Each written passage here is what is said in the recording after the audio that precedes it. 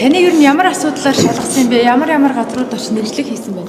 За намайг Сэлб 20 минут хотын тендерт нөлөөсөн байж болцсохгүй.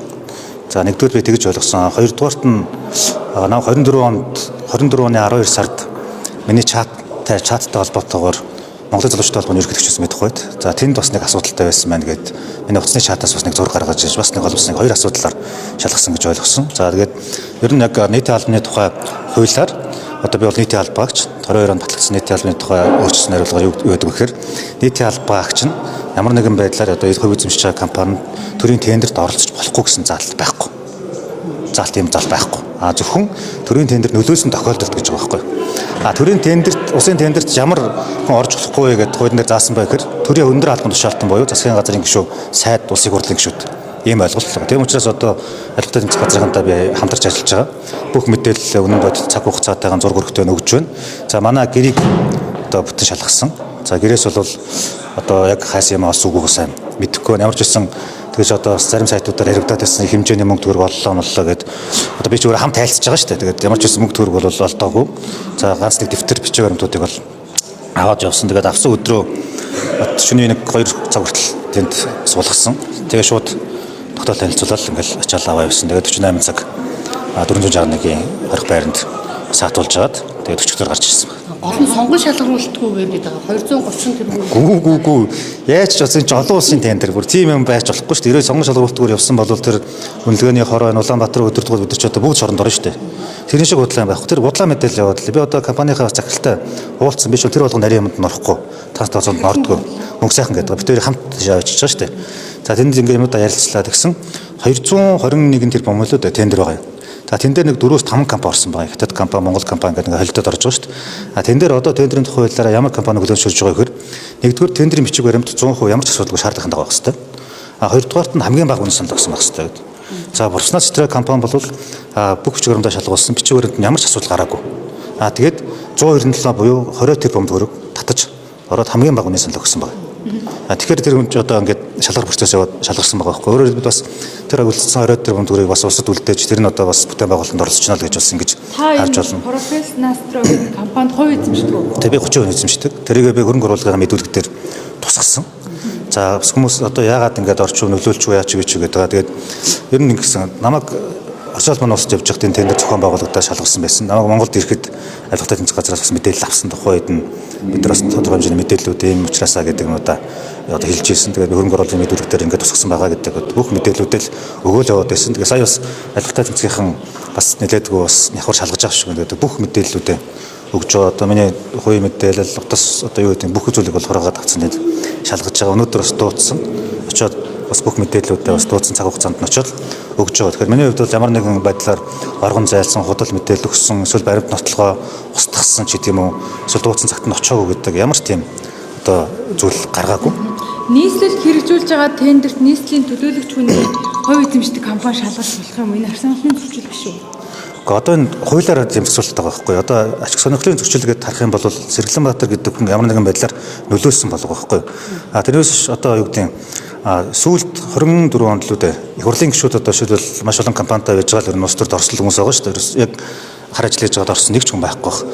Тэгэхээр тэд нар маань бүх компаниудаараа мэдээж тендерт ордог л байсан байх. Сүүлд засаад төрийн хамтран албан тушаалтан буюу их хурлын гишүүн засгийн газрын гишүүд л болохгүй гэдэг юм хатуу хоригдсон.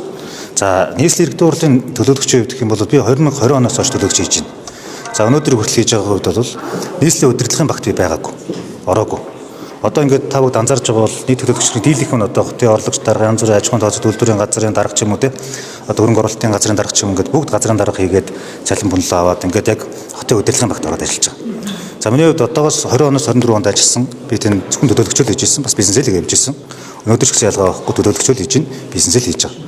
За магадгүй би одоо нөлөөж болох хуйцаар те эсвэл тэр үнэлгээний хороогийг таньж мэддэг гэсэн эсвэл нэг хүнийг дуудаад аль уу ингэрээ тэгэрэй гэж нөлөөж болох албан тушаалтай байсан бол одоо жиг ашиг сонирхлолтод асуудал үүснэ. За тийм учраас би зөвхөн төлөөлөгчөөл иргэдийн төлөөллийг хийгээл явж байгаа. Ялгаа байхгүй би ч одоо иргэдийн төлөөлөгч бол цалин байхгүй, урамшуул байхгүй, зөвхөн иргэдэд төлөөлж байгаа хуралдаас үүдэл саналаа өгж байгаа болохоос энэ дотор ямар нэгэн тийм бизнес хийгээд авах боломж байхгүй. Тэгэхээр би ч бас ардаа амьдралтай 6 хүүхэдтэй хүн чинь мэдээж зарах юмаа зарна те барих юмаа барилгаа барина тэгж бас мөнгө олж гэр бүлээл тэгжээдэг л ийм асуудал. Тэгээд зарим сэтгүүлч нар асууж байгаа нь юу гэхээр одоо ингээд ер нь ёс суртахууны талаар асуугаад байна шүү дээ. Тэгэхээр одоо би байснараа манай компанид байгаа одоо хэдэн зуун ажилтан хохирох уу гэдэг асуулт гарч ирж байгаа. Тэгээд эн чинь ялгаа байхгүйгээр одоо шил өмнө говьд ч гэдэг юм Эрдэнэт ч гэдэг юм ингээл янз бүрийн улсын ажлууд байна. Одоо Чингэлээ дөрөнгө дахин төлөвлөлт гэдэг юм ингээл олол би намайг говьд эзэмшихээс өмнө л барьж ирсэн. Нийт одоо ингээ яг одоо өнөөдрийн байдлаар ирж байгаа 5-6 том төслүүд нь хэрэгжээл ингээл явж байгаа. Зарим тендерт ороод умжлах шиг үүдийн, заримд нь ороод ялжлах шиг үүдийн.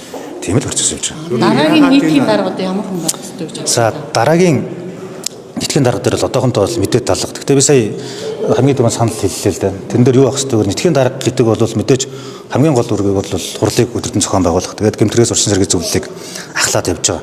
А үүн дотроо өөрөөр хэлбэл энэ одоо улс төрийг одоо төрийг доктортой байлгах буюу энэ бүлгийн гишүүдтэйгээ буюу бусад 45 төлөөлөгчдийнхээ эв нэглийг хангаж ажиллах маш чухал байдаг. Тэрнээс одоо хаглан бутгах ч гэдэг юм уу эсвэл хин нэгний талд орох бүлэл фракц байгуулад ирэх юм бол энэ засагч өөрөө докторгүй болдог учраас сурлын дарга гэдэг бол одоо 1 номер гэж одоо өдөртөө одоо нийслэлийн 1 номер хотын дарга 2 гэж авдаг. Тэгэхээр энэ бол нэлээдгүй бас ачаал бүгдэлтэй ажил. Тэгээ би одоо баяр даргын хувьд бол бас сурлаа тийм хүн бол удирдаагүй. Тэгвэл бол яалтчгүй бол улс төрийн нөлөө байна. Өөрөө би даад шийдвэр гаргаж чадахгүй байл гэж ингэж харж байна. Тэгээд нийслэлийн ажлыг одоо бараг сарах цалаа шүү дээ. Ингэж болохгүй. Тийм учраас бас өнөөдөр Монгол Ардын намын бүлэг хуралдаж шийдвэр гаргаж байгаа хаа гэж харж байна. Монгол Ардын намын хагаралын нийслэлийн ирчлээ гэдэг ийм зүйлийг бас хэлээд шүү. Та юу гэж харж байна? Одоо би бас нэг зүйлийг юусоо гайхаад болох. Ер нь хагарал ирж гин гэж харж байгаа. Ягаад тэгэхээр Монгол Ардын нийслэлийн Монгол Ардын намын мөрийн хөтөлбөрийг бид нар 24 оны 11 сарын сонгуульд орон нутгийн сонгуульд орохдоо удирдах зөвлөлөөрөө ч гэсэн батлуулж байгаа шүү дээ. Тэн дээр ойлгомжтой байхгүй бид нар метро барина тий дүүжин гүүрний зам барина хатуусаа шинчилнэ тий юугаа барина гүүрээ барина тойрог замаа барина туулын урднаа замаа барина дэд төвөө барина гэд ингээд бид нар тойрог дээр очиод биднийг сонгох юм бол энэ бүтээн байгуулж явснараа бид нар агаарын бохирдлохгүй болох нь төвжирлэхгүй болох нь тий стресс бас багасгах нь арай артайхан тухтай нийгэмд амьдрах нь машинуудаа хязгаарлах нь ч гэдэг ингээд явсан чинь иргэд биднийг дэмжсэн байхгүй за тэгвэл танаа мөрийн хөтөлбөр гоё байна тийм учраас Эргэлэн Баатараа бид нар чамайг сонгоно гэж сонгож байгаа шүү дээ. Тэгээд батлуулаад явсан мөрийн хөтөлбөрийг одоо дээд байгууллагын зогсоож байгааг ойлгохгүй байгаа байхгүй юу? Өдөр зүйлэмшүүд өөрсдөө за окей нийслэлийн намын орны мөрийн хөтөлбөр болж байна. Тийм учраас наад мөрийн хөтөлбөр чинь баталж байна гэж бид нар тэрийнхэн дагуу иргэдэд очиж 11 сард сонгуулийн сурчлагаа хийгээд ингээд үнэлгээ олох буюу 45 төлөөлөгчөөс 40 Монгол Ардын намын бүлгээс ингээд сонгогдсон явж байгаа. Тэгээд тэд нар одоо яг нийслэлийн иргэдэд амласан ажиллаа хийхээр одоо наа чинь болохгүй байна гэж хэдэн хүмүүс яг талбай дээр гарч болно л доо тий. Гэхдээ маас аль талтайгаа бас жоохон шинжлэх ухаанчаар бодит сулгаар харах хэрэгтэй. Тэгэхгүй нэг шантажны ч гэдэг юм үлсний нөхдүүд гарч ирэл лоозон бариал орилонгуудлаа за эдгэрийг сонсохгүй болохгүй нэгэл гацаадаг. Монголын бүтээн байгуулалтын хугацаа хэдэн сар юм бэ? Хэдэн жил юм бэ? Энэ чинь олон улсын гэрээгээр тулын урдны зам батлагдсан. Хэрвээ нэг зогсоох юм бол өсвөр өсөөгөө тэр компани бидний шүүхэд өгнөс бид нар удахгүй Сингапурт энийг нь очино. Тэр компани мэдээж хуулийн дагуу бүх гэрээгээ аваад зөвшөөрөл аваад ажиллаа эхэлсэн мөнгө гаргацсан байсан зогсооцсон. Хохирлоо энээр бардуулах юм. Монгол усаар л бардуулна шүү дээ. Тэрийг хэн төлөх юм?